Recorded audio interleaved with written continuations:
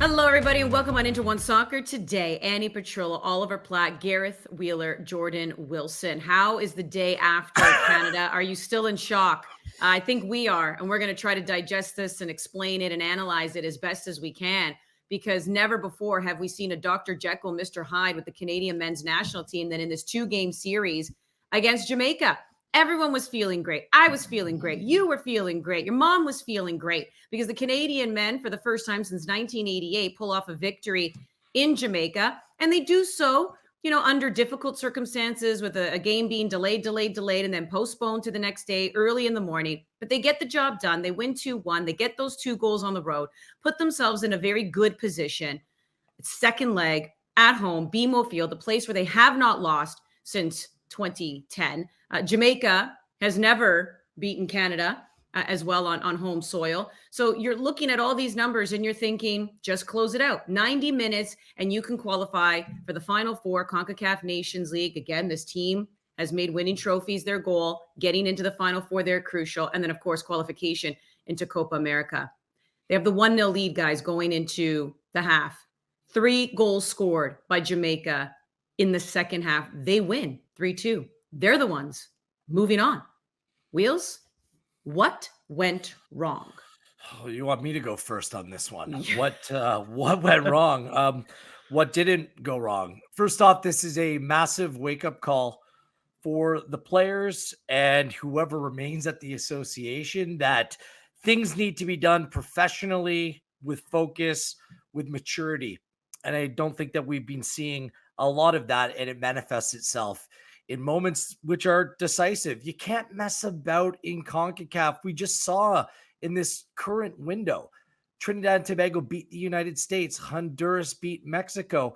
And to hear the captain of this team come out post-match and essentially allude to the fact that they thought it was easy or they took it easy, it's just completely unprofessional. Where was the leadership in the team when things started to go sideways? I just think that the moment when Milan Borjan starts doing keep-ups in his own area seconds before the goal, this embodies everything that's gone on over the last year and a bit and everything that continues to transpire that has resulted in this team with an 8-3-9 record since they decided to boycott a game.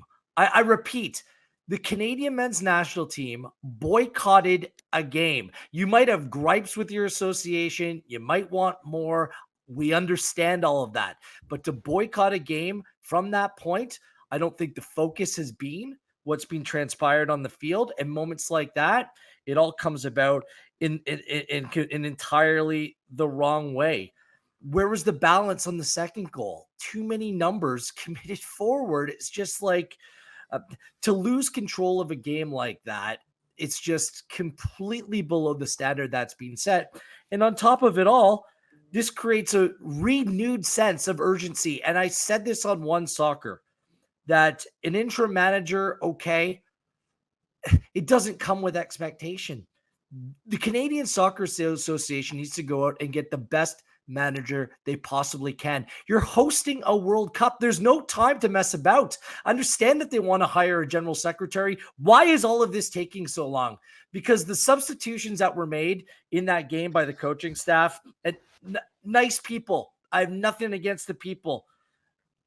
But come on, you're taking off Tajon Buchanan and Kyle Larin when you know that the weakness in the Jamaican side is the fact that they simply can't defend, and you take off 2 of your brightest, biggest talents playing significant leagues, significant games. Ismail Kone as well, who was a force all match long in the midfield. You decide to make that triple change. Then even at the end, leaving on 2 left center backs to finish the game and taking off some of the other players they did. Eustachio coming off, Johnson, who can at least provide some I didn't understand any of the changes that were being made. So what went wrong? I mean, there's enough blame across the board, but I think the tone or the lack thereof is set off the field and what's been going on with some of these individuals and with largely the way that the program's gone in recent years. It's just recent times. It's just not good enough. And the players and the association, this is wake up call time. I think they have Trinidad and Tobago in March, a game that they should win. But this is a stern wake-up call that it's time to start getting things right and being mature, focused, and professional in your approach. Hey, we know Trinidad and Tobago is no walk in the park either. This is a team that did beat the United States, and we'll get to that in just a moment. But if we just continue to look back on Tuesday night's match, Ollie, what do you think went wrong? Well, some of the points Wheels raises about, the off-field side of it, the length of time it's taking to get proper leadership in place here, that is a very worthy conversation, and I'm sure we'll talk about that as well. But I just want to focus on the game first for a minute, because there was plenty to pick out of that, I think, to get us started. And for me, I thought it was like an encapsulation when you talk about brotherhoods and all of these things that have been the hallmarks of this Canada team. It was a total encapsulation of both sides of the coin. I think the strengths of this team, which can be immense at times, and some of the weaknesses that have plagued it over the past couple of years in particular. And you saw in the first half a team that had all kinds of momentum, flew into that game, overwhelmed Jamaica, played with so much harmony. I thought, I know you can't always read too much into home games against other Concacaf teams, but I thought the first half was genuinely excellent. They were working from back to front. There was total understanding, I think, between every player and their role, and they had complementary roles. And I thought it was excellent. And that's kind of the side of the brotherhood that we saw through World Cup qualifying, right? The incredible momentum that this team can generate when they're at their best. But I think there is another side of this, and it's one where this team at times looks like it's no tactics, just vibes. It looks like a team that at times thinks it has some kind of misplaced sense of superiority, which we saw, totally manifest itself in the second half. And then I think at times that complacency and an arrogance, to be honest, when they realize the momentum is gone, it descends just into blind panic, and they don't seem to be able to get control back of games. And there was just so many things watching the second half back last night where there were so many warning signs, so many moments where you could have said, this game's turning, let's find ways to stop it, that just weren't heeded at all. Firstly, going in at half time, like what did you expect to happen in the second half? Like it seemed like they were expecting Jamaica to come out and say, oh, well, Canada's just blown us away for 45 minutes. We better gear up for 45 minutes of the same here. This tie's over. They would have gone in saying, this is only 1-0. It should be 3-0. We're somehow still in this, and we've got a chance of going out and responding in the second half. No one seemed to be prepared for that reaction whatsoever. The tactical change Jamaica made. Damien Lowe comes into midfield. Within the first few minutes, he's won the ball multiple times and set them away in transition. Like, are we going to adjust and think, maybe you can't have 2, 3, 4, 5 touches around this guy? You've got to play a bit quicker. You've maybe got to go over the top and play a bit more direct. No adjustment made. And then you look at Jamaica's strengths in general. Like, everyone knows this team thrives in transition. They're not very good at picking the lock, at breaking down an organized defense. Almost all of their chances come in transition. So why aren't we taking that away? Why aren't we making sure we have a stable structure behind the ball, like on the second goal where only Cornelius and Miller are back? Why are we still playing dangerous passes into midfield? Like, this wasn't something that just happens. There were so many warning signs in the first 10 or 15 minutes of the second half before the goals went in. I thought it was just an inexcusable performance in that second half from everyone, to be honest. I don't want to make individual scapegoats. A lot of people are going to go at Boyan for the keep-ups, and that was a pretty ugly moment, and Jamaica certainly noticed it. But I think everyone has to take collective responsibility for a second half performance that was dreadful, and that has real consequences, even though they have that second chance at Copa America. Missing Nations League finals, potentially setting yourself back in terms of the next Nations League as well, is really damaging for this program. There's a lot to digest there. There's a lot that you guys are saying I completely agree with. And I'm Jordan, now you're going to add your take. I'll just throw in for a second. And Jordan, I'll just kind of start with you. Yes, there's a lot that Canada, I think, did, and Gareth and Ollie explained it well, that they did poorly. Do you look, though, at that second goal by Jamaica and say they took down Conan? Never would have happened if ref blew his whistle. Do you look at the handball, think it was harsh? Like, was there some unluckiness as well for Canada in that second half? Yeah, I think so. I think, you could look at Kone being pulled, and I pulled you yesterday in the studio a little bit. You didn't scream, but I thought that was still foul. These are little things, but I look at the lead up to that. I look at the momentum. Wheels, Gareth, Ollie, they alluded to it both with leadership we'll talk about, game management, which was huge. But I've been in that position where you're one of the central midfielders that are holding the ball, and you just cannot lose it there. I would rather Kone kick it wide, kick it anywhere, to dribble and not have a contingency plan of, oh, what if I lose it here? What if the ref doesn't call a foul that is actually a foul? What if I trip or stumble? Whatever it might be, you have to think like that. Canada, I said in leg one, went into the match, and it was maybe a mature performance to get back to the 2-1 goal, to kind of take care of business on the road when you're playing a morning match and it was postponed. And I think the opposite happened last night. I think it was very naive in many moments. You have the first half where you're going, it's a track race, 4 or 5 guys are getting on the end of crosses, or everyone's going forward. You're not going to play the second half the same way. And even if you did, if you look at the start of that half with Jamaica and how they played, that is the time to adjust. By no means am I saying sit back. By no means am I saying parking the bus, but you have to be pragmatic. You have to look at this and say, we are in the driver's seat. We are at home. All we need to do is win and not really mess this up. And you look at the touches that we're playing. Even Eustachio, we did a breakdown, and I think he's a tremendous player. He's getting a ball with his back to goal. That is one on the first one where you just hook it. Just clip it into the channel. Nothing lost. But, we're going to take a touch. We're going to take another touch when you know pressure's coming. It was just naive all over the park for Canada in the second half. And that's what led to their demise for me. So, yes, it has a lot to do with there were these unlucky moments.